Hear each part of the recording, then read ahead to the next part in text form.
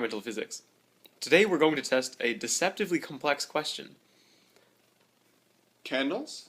Why do they go out when you Blow blow on 'em. them? So, when you blow on a fire that's larger than a candle, a campfire for example, it actually gets stronger. Why would a candle go out when you blow on it? We have a couple theories. First is carbon dioxide.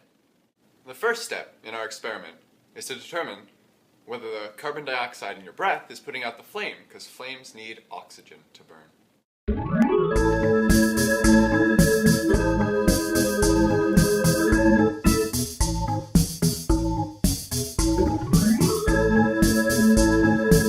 What we're going to do is we're going to expose a candle flame to various components of breath. First we're going to blow pure carbon dioxide gas at a candle to see if it snuffs it out. Then we're going to go with pure oxygen, and then we're going to blow a breath at a candle, and if the oxygen indeed puts out the candle as well, in the absence of carbon dioxide, then we will conclude that it's not this carbon dioxide that's having the effect.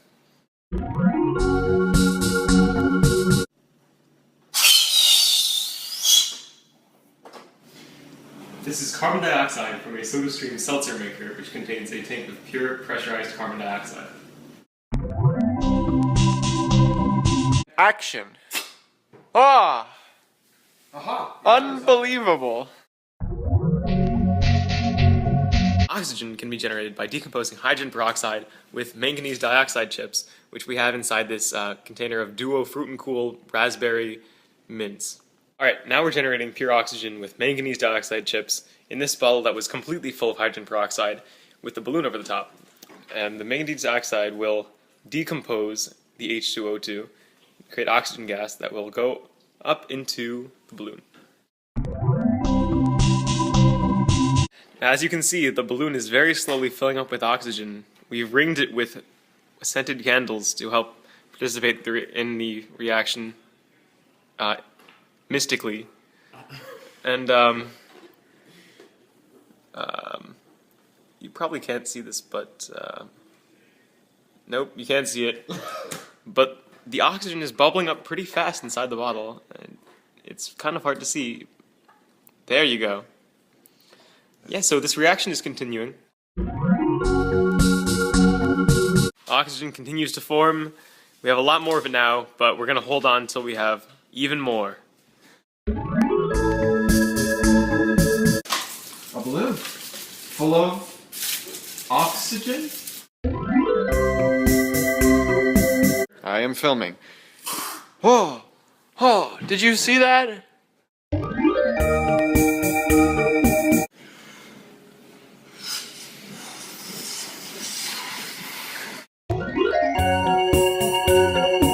Test number 3, human breath. It's my breath.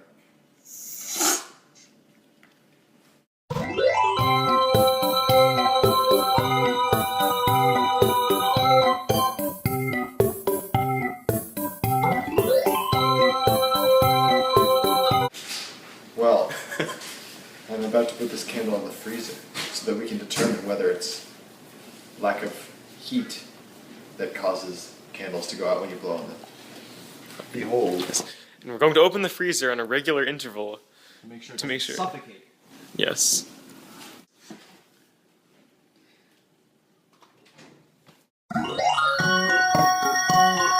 Let's see what we've got. My God. Still You can't- burning.